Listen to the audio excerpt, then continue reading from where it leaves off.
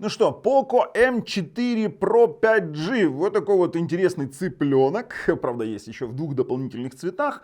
Интереснейший смартфон за его цену. Но мой обзор будет не столь хвалебный, как у других обзорщиков, потому что есть достаточно большое количество вещей, которые меня, откровенно говоря, не устраивают в данном смартфоне. Ну что ж, на канале Технозон, поехали.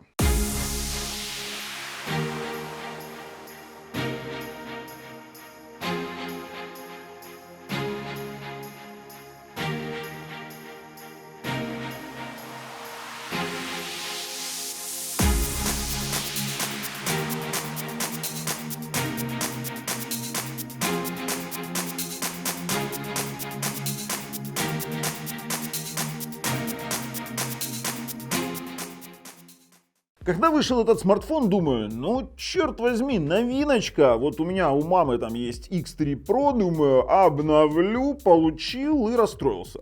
Я вам сразу говорю, для тех, у кого есть Poco предыдущих моделей, тем более X3 серии, вообще не стоит рассматривать, потому что на самом-то деле ничего нового вы здесь не получите, принципиально. Ну, Dual 5G, который здесь есть на Dimensity, на этом новом 810, да, это, конечно, круто, но получить распространение такого 5G, как на текущий момент, я думаю, что он не проживет этот смартфон столько, сколько займет время на масштабирование 5G сетей в необходимом объеме для того, чтобы я этот Dual 5G, в принципе, ощутил.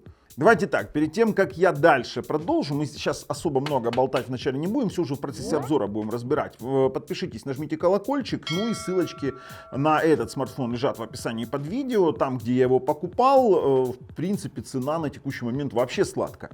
Но я начну именно с того, что меня не устроило, а все остальное в обзоре. И что меня, кстати, впечатлило. Меня не впечатлил экран, здесь IPS-матрица, при этом с низкой яркостью, всего 450 нит, и, честно вам скажу, нит 600-700 это был бы вообще топчик. И в принципе такая низкая яркость не позволила, в принципе, создателям этого смартфона сделать HDR экрана, чего некоторые HDR ролики, которые я смотрел, откровенно говоря, выглядят тускловато. Ну, тут есть как есть, но вопрос не с HDR, а вопрос с тем, что в очень яркую погоду, или как у меня студийное освещение, пользоваться им достаточно тяжело, то есть приходится выкручивать на максимум, и вот это дискомфорт. Хотя 90 Гц это плюс, в такой цене 90 Гц не каждый производитель дает.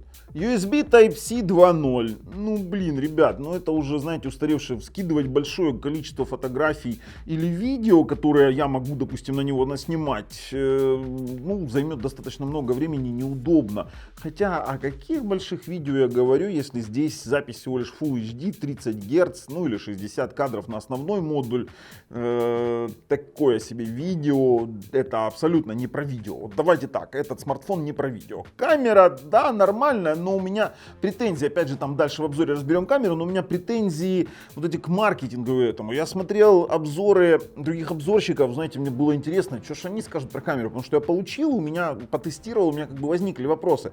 И вот первое, что бросается в глаза, это то, что здесь всего 2 модуля, а не 4 или 3 модуля, как было раньше, то есть нет сенсора глубины, который, откровенно говорю, нужен, когда другие обзорщики говорят, как здесь нет сенсора глубины, и ультра-макро это просто уже ненужные объективы. Вы знаете, почему их убирают, допустим, тот же самый сенсор глубины, почему его убирают в топовых смартфонах? Потому что там основная камера уже умеет определять глубину сцены, а это нужно для VR, да, то есть или для дополненной реальности, то есть, знаете, VR-игры, да, там не VR-игры, а AR, то есть дополненная реальность, и для определения глубины сцены очень нужно, потому что в данном случае приложение при использовании этого сенсора глубины может определить точный размер и построить правильно именно вот эти вот все объекты дополненной реальности. А так, это вам скажу, такое себе дело. Да и боке получается такое тоже не боке совсем. Хотя, слушайте, на вкус и цвет все фломастеры разные. Но то, что компания, если бы, знаете, как было бы, если бы она это сделала и запозиционировала то, что мы отказались, потому что. Но убрать просто-напросто эти сенсоры и сделать фальш 2 сенсора просто, ну это, честно вам скажу, это уже детский сад, но в надежде на то, что, знаете, лох не мамонт, лох не вымрет, и он увидит, что здесь, ай, сколько камер надо брать, а то, что там всего 2 камеры, ладно, хороший ультраширик дает хорошую детализацию, но основная 50 мегапикселей, который изначально снимает 12,5, нужно ставить 50-мегапиксельный режим, который, ладно, слушайте, много говорю, в обзоре, все в обзоре. То, что еще расстроило, это, конечно же, материалы корпуса. Ладно, задник ожидаемо пластиковый, но рамку сделать пластиковую, ну даже за эти деньги это уже перебор. Экран Corning Gorilla Glass, хорошо, я готов с этим смириться. И это я уже, честно говоря, начинаю придираться. Неплохо. Corning Gorilla Glass за эти деньги действительно неплохо. Слушайте, ну что же меня все-таки поразило? Ну, поразило или порадовало в кавычках. Дело в том, что здесь стереозвук. Здесь 2 динамика. Это плюс. Какой звук? Это уже вопрос второй. На свои деньги это все-таки звук. Это уже вопрос действительно второй. Но это стереозвук. Это NFC. И это тоже хорошо. При этом поддерживает все технологии спутниковой навигации. Типа там AGPS, Galileo, Baidu. Отлично работающий сканер отпечатков пальцев, практически мгновенный. Вот это мне очень нравится, потому что он намного быстрее, чем, допустим, в моем OnePlus 8T. Действительно быстрее, я это признаю. Есть даже какая-никакая защита от пыли и брызг. Это IP53, и вот, в принципе, за эти деньги это тоже, такой себе плюс. Тот же самый, опять же, OnePlus, который у меня лежит рядом, он вообще никакую сертификацию не получал. Да, в Штатах где-то заявлено, что он водонепроницаемый, но официального даже IP53 здесь нет. Мощный процессор MediaTek 810 Dimensity и многие, знаете, как MediaTek, MTK, это что-то там из старого плохого. Нет, ребят, проц просто шикарен. Проц в этом ценовом диапазоне это просто шикарный проц. Genshin Impact, да пожалуйста. Code Mobile, да запросто. PUBG, поиграли. При этом без какого-либо серьезного нагрева. Все мягенько, хорошо, на 90-герцовом экранчике.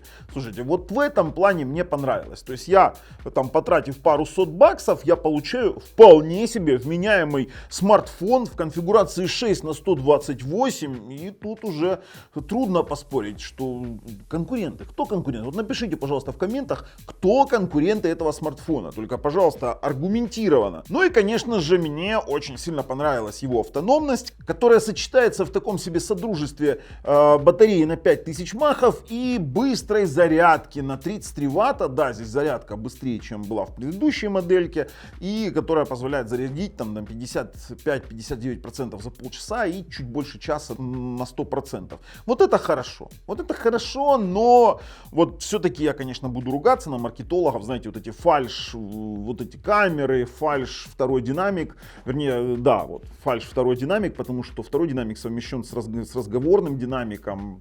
Сделали просто дырочек, насверлили, все хорошо. Вот такой вот у нас смартфон со стереозвуком. То есть, если бы они были честны сами с собой и позиционировали свой продукт так, как есть, а не для того, чтобы человек просто-напросто покупал глазами, а не техническими какими-то его достоинствами, тут уж такой вопрос.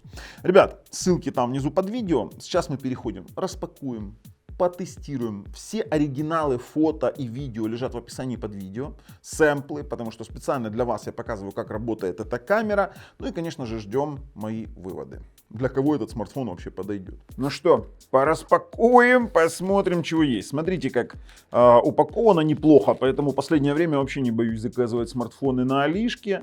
Видите, внимание, если пломба повреждена, то обязательно снимите процесс распаковочки. Конечно, снимем. В чем же проблема? Снять-то процесс распаковки. Оп, коробочка M4 Pro. Давайте дальше. Снимаем пленочку. У нас на краешке написано, что это 6 на 128. Видите, на бочинке. И желтенький цвет. Цыпленок такой симпатичный. 5G Poco M4 Pro. Ну давай, открывайся. Пук. Есть. Под низом у нас вот такой вот контейнер. В этой коробочке контейнер, коробочка не столь суть важна. Обычно здесь у нас есть наклеечки. Плюс у нас есть инструкция. Есть у нас чехол стандартный силикон. За это Огромное спасибо компании Poco, потому что обычно на старте продаж на смартфоны чехлы вы не купите. Ну и плюс, конечно же, скрепочка есть. Скрепку сразу достанем. Будем лоточек изучать. Ох ты, какой он красивый, слушайте. Я не думал, что желтый, именно желтый, будет вот такой вот крутой. Снимаем. Знаете, они здесь даже написали, так, а ну сейчас на черном фоне посмотрим. MediaTek Dimensity или Dimensity 810 с Dual 5G, 33 Вт, быстрая зарядка, 90 Гц Dynamic Switch Dot Display. Ай-яй-яй, 50 мегапикселей камера. Ох ты, какой он приятный. Слушайте, ну сзади это пластик. Это пластик. Кант у нас тоже пластик. Спереди стекло, ну, покрыто пленочкой заводской. Заводская пленка. Давайте сразу начнем с лотка под сим-карту. Знаете, что самое интересное? Здесь у нас есть резиновый уплотнитель, который говорит хотя бы о какой-то сертификации водоотталкивания. Но об этом мы сейчас еще поговорим. Начнем с интересного. Экран. Камера по центру экрана. Экран у нас 6,6 дюйма с цветовым охватом DCI-P3. Частота обновления 90 Гц. Сзади у нас, видите, как расположился блок камер. И так интересно, камеры-то здесь всего две. То есть основная у нас 50-мегапиксельная и плюс ширик на 8 мегапикселей. Вот так вот.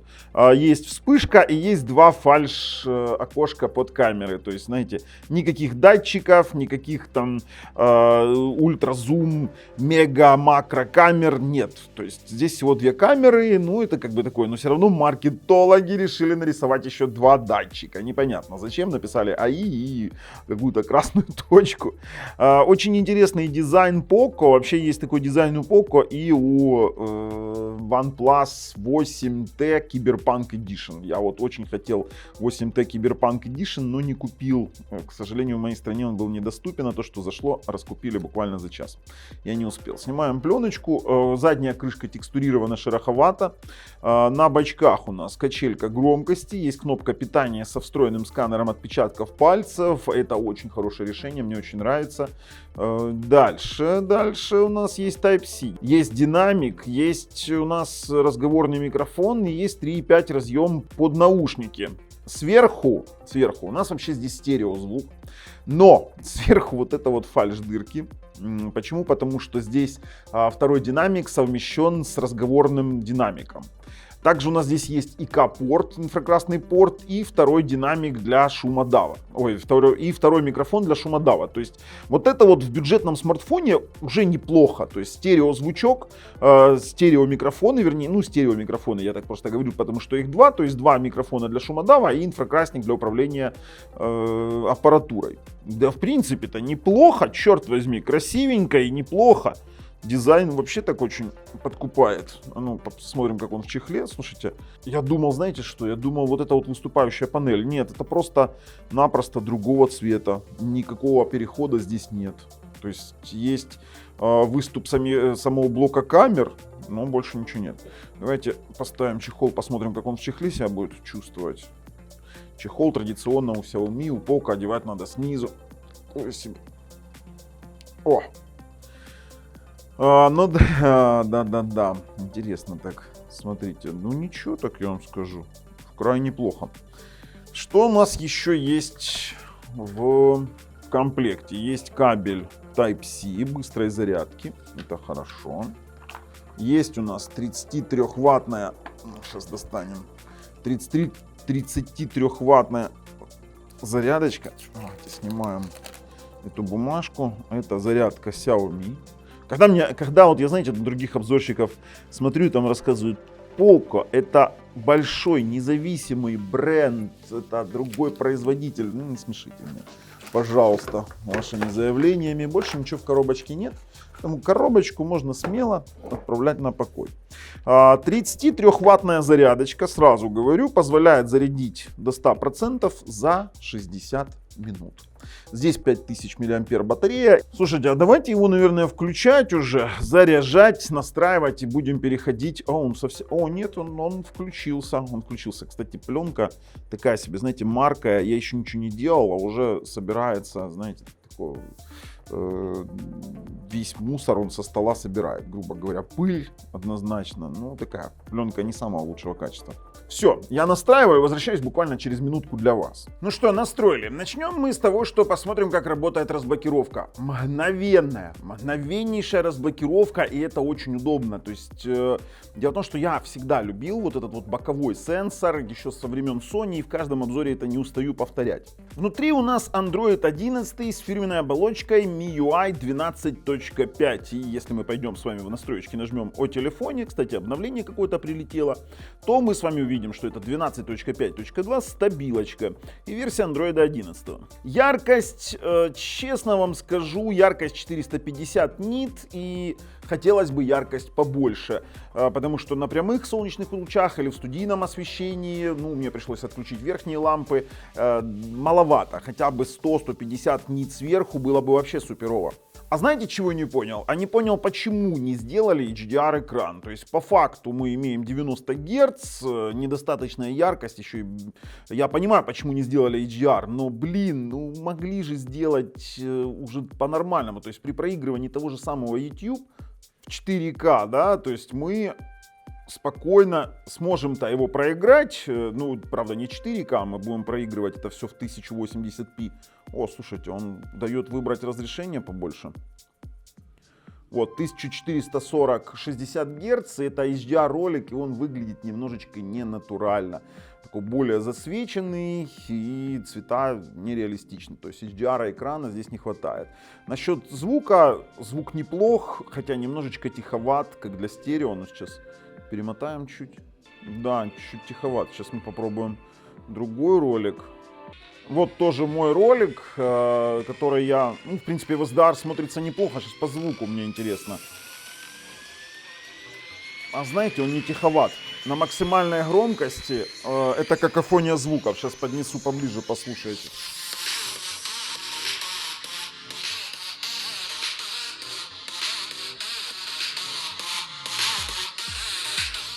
Честно вам скажу, динамики стерео это хорошо, но в этом исполнении это все-таки бюджет.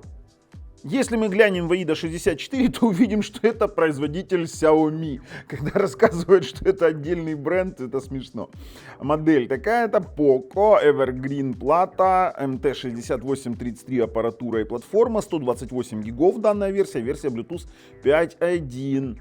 По памяти здесь у нас 6 гигабайт LPDDR4X, есть вариант на 4 гигабайта, и у нас хранилище UFS 2.2 на 128 гигов, то есть варианты на 64. А вот центральный процессор, хотя он здесь детектится как Dimensity 700, нет, это вот абсолютно неправильно AIDA работает, это Dimensity 810, 6-нанометровый, хотя здесь написано 7 нанометров, это ошибка самой AIDA 64. Здесь 6 ядер Cortex A55 по 2 ГГц и 2 высокопроизводительных Cortex A76 по 2,4. За отображение здесь отвечает Mali G57 MC2. Для бюджетной штуки это абсолютно неплохо. Разрешение экрана 1080 на 2400. Это 399 dpi, 6,6 дюймов, 90 Гц. Давайте мы по ходу будем идти и зайдем в настройки экрана. Есть светлый темный режим. Про яркость я уже вам сказал. Есть цветовые схемы и, конечно же, управление частотой обновления. Я специально выбрал частоту обновления, специально зашел сюда для того, чтобы показать разницу. Смотрите, на 60 Гц у нас даже на меню видно, как это работает недостаточно плавно и небольшими рывками. При выставлении 90 Гц, все становится мега плавно, но вы должны понимать, что при активации 90 Гц у вас обязательно увеличивается энергопотребление. Поэтому те цифры, которые я называл по энергоэффективности, вернее по автономности, они не настолько актуальны для 90 Гц. По батарее 5000 мАh, быстрая зарядка, которая у нас здесь есть, если мы ее сейчас воткнем. Вот, видите, быстрая зарядочка на Mi Turbo Charge. Это 33 ватта, 55% за полчаса и чуть больше часа 100%. 5000 мА хватает конкретно на сутки активного использования, более 9-10 часов просмотра видео запросто вытягивает.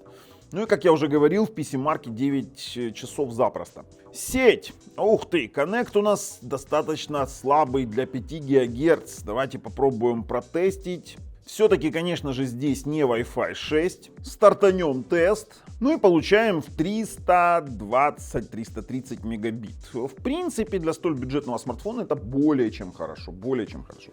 332 на 312. Видите, это технология Wi-Fi 5, скорость подключения слабовата. То есть я ожидал от него немножко большего, хотя это действительно быстро. В 2,4 ГГц пробуем. Здесь все, в принципе, в пределах ожидаемого. 40 мегабит до 50. Это такой себе хороший, твердо уверенный середнячок. 43 на 38. Температура. Доступа к температуре нет, но тротлинг-тест мы запустить обязаны. И хотя многие спросят, а зачем, если доступа к температуре нет, а затем мы с вами должны увидеть, как себя поведет процессор, переключится ли он на высокопроизводительные ядра, это важно, и плюс будет ли проседание в производительности в зависимости от работы. Дело в том, что то, что нет доступа к температуре, это одно, а то, что в любом случае внутреннее ядро видит температуру, это другое. Ну, вот смотрите, в чем фишка. Сейчас работают так-то все ядра. Ну, короче, ждем результата.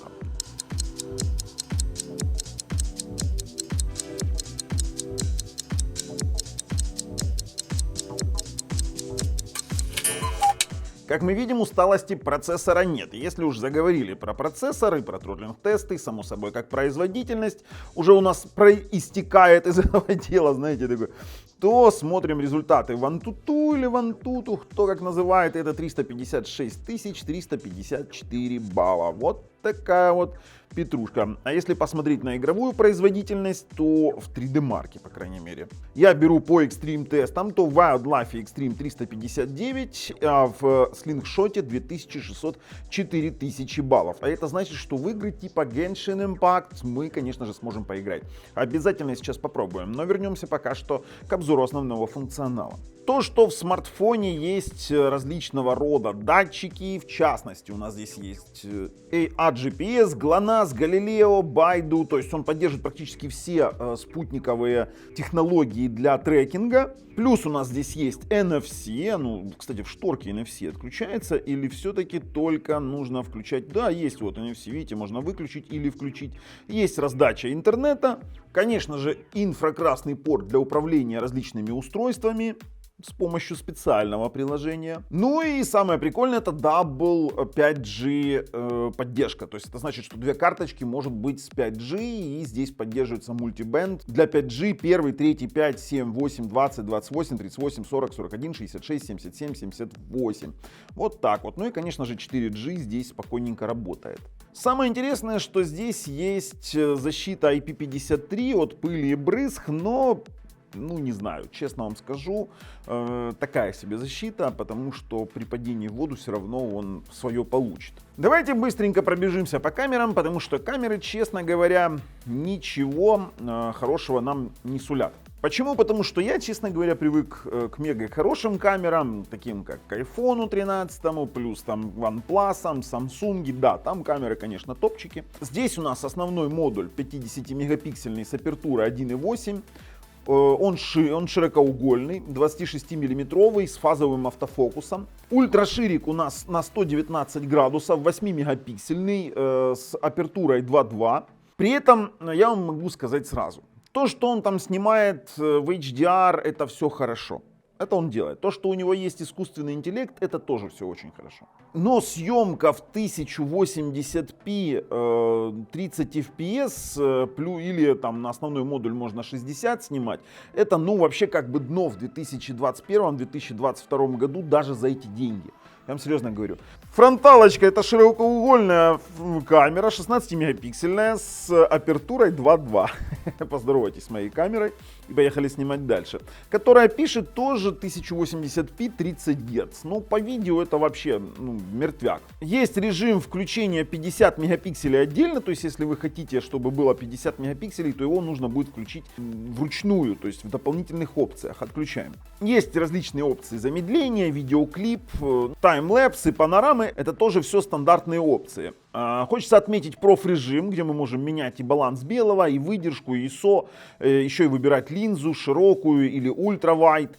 То есть это тоже все очень классно. Примеры всех фото и видео, конечно же, лежат в описании у нас под нашим обзором, по ссылочке вы можете закачать. Но скажу сразу, что вот этот вот маркетинговый ход, который прибегли все, когда давали блогерам на обзоры смартфоны, которые начали рассказывать, что Poco отказались от бесполезного макрообъектива, которого здесь само собой нет, и от бесполезного сенсора глубины. Ну, конечно же, это же должно выразиться сенсор глубины в качестве фото с боке, да, но об этом-то никто почему-то не говорит. Они считают, что ай-яй-яй, мы тут сделали нечто крутое, но на самом-то деле нет. Это всего лишь маркетинговый ход, когда блогеров начали предупреждать: ребят, надо сказать вот так вот. Ну, то есть, как можно без сенсора эффекта глубины нормальный эффект боке получить? Ну, честно вам скажу, это такое будет себе. Ну, смотрите, давайте я поставлю подставочку, и мы с вами посмотрим. То есть,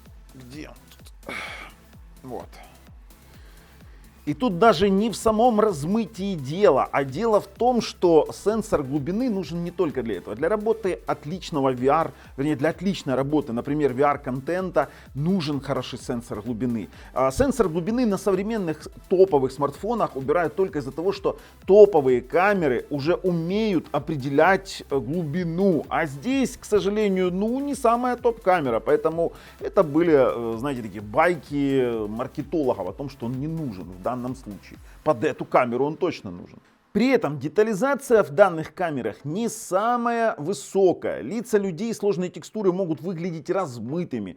Но, как обычно, доступно использование искусственного интеллекта, которое якобы улучшает фото путем увеличения, насыщения контраста, в зависимости от типа сцены, конечно. Но при этом детализация достигается обыкновенным двухкратным цифровым зумом, который просто обрезает и увеличивает кадр. Поэтому детализация заметно выше ожидаемой, но дело в том, что выглядит это неестественно. Как-то так. А вот насчет ультраширика, честно вам скажу, он порадовал. Порадовал, потому что шума практически нет, диапазон динамически хороший, снимает в разрешение 8 мегапикселей и, честно говоря, действительно неплохо. Так что вы, исходники по камере, можете посмотреть и определиться, нужен он вам или нет в качестве камерафона. А также здесь нет оптической стабилизации, при съемке видео есть цифровая, тоже себе такое решение.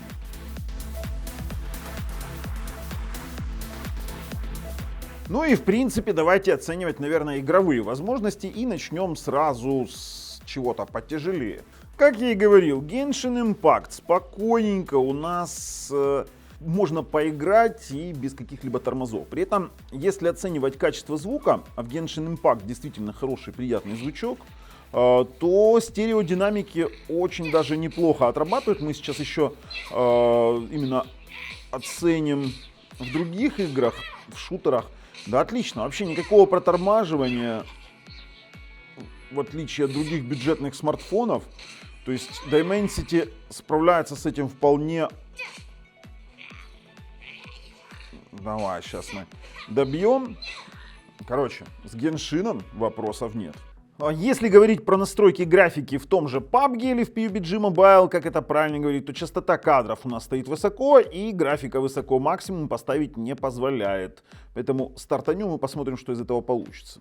В принципе, слушайте, вообще неплохо, очень неплохо. Ждем высадку на остров. Видели, какой снеговичок? На Новый год снимаем. Знаете, что могу сказать? По нагреву. По нагреву практически нет ничего такого, чтобы нас заставило тревожиться. То есть телефон практически не греется. Взяли, смотрите, как неплохо.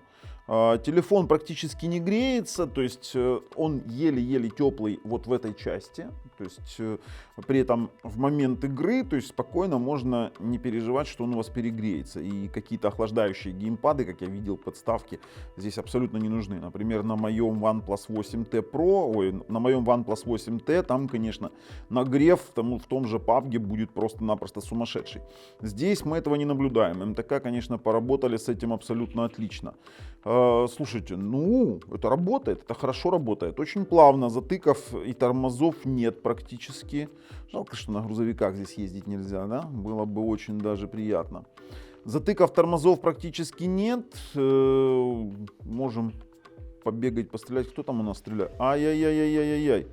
А кто у нас тут такой умный из-за заборчика? И отсюда кто-то. Ну, здравствуй. Здравствуй. Куда полезла? Давай, сейчас мы тебе вот так вот. Держи. Все, есть. То есть, видите, как мы с вами стреляли, выцеливать очень удобно. Пленка не становится... Вот я когда-то обозревал смартфоны, да, там, более дешевые. И там была проблема такого рода, что пленка начинала становиться в крайне непригодной для игры, то есть она не скользила. То есть было неудобно выцеливать, особенно это на Call of Duty Mobile было заметно. То есть мы здесь с вами получили достаточно приятный такой игровой опыт. Так же, как и Call of Duty Mobile, да, код Mobile. В принципе, все точно так же хорошо отрабатывает, то есть игровой производительности вполне хватает. Я вам скажу так, вообще вот эти вот все тесты на всякой фигне, типа Call of Duty, ну я не хочу обидеть тех, кто играет именно в эту игру. Не хочу обидеть всех тех, кто играет в эту игру, но все тесты бессмысленны, потому что здесь отлично работает Genshin Impact. Этого в принципе уже достаточно для понимания того, что здесь будет работать все просто-напросто идеально. Поэтому я думаю, что можно просто-напросто брать, уже проходить, резюмировать данный смартфон. Но имеем, что имеем. Но смартфон мне действительно понравился, но только не в плане некоторых моментах минусов, о которых я говорил. Давайте ракетой накроем всех и будем уже выходить резюмировать. Знаете, вот неплохо. Я, конечно, немножечко придираюсь к нему. Я придираюсь, есть какие-то моменты, есть какие-то мелочи, но давайте мы будем учитывать, что цена данного смартфона абсолютно соответствует его содержимому. Да, вот если есть у вас X3 серия прошлая, абсолютно обновляться не надо. Если у вас есть Redmi, Xiaomi, там 9, 10, тут там тоже, вот у меня у дочки там Xiaomi Redmi Note 10. Обновлять точно не надо, потому что многие-то думают, это что-то новенькое вышло и там будет лучше. Ничего подобного. Ничего, вы лучше, ничего такого кардинально сильного не получите. Улучшения. То есть все то же самое. Конечно же, очень хорошо, что есть NFC, очень хорошо, что есть Bluetooth 5.1, и мы его за эти деньги, мы его реально рекомендуем. В другом варианте, если есть хотя бы чуть больше денег, то я бы уже рассматривал там какие-нибудь Realme на чуть-чуть подороже денег. Поэтому, если нравится, что мы делаем, ставим пальцы вверх, если нет, пальцы вниз, обязательно подписываемся. С вами был Бабл на канале Технозон. Пока.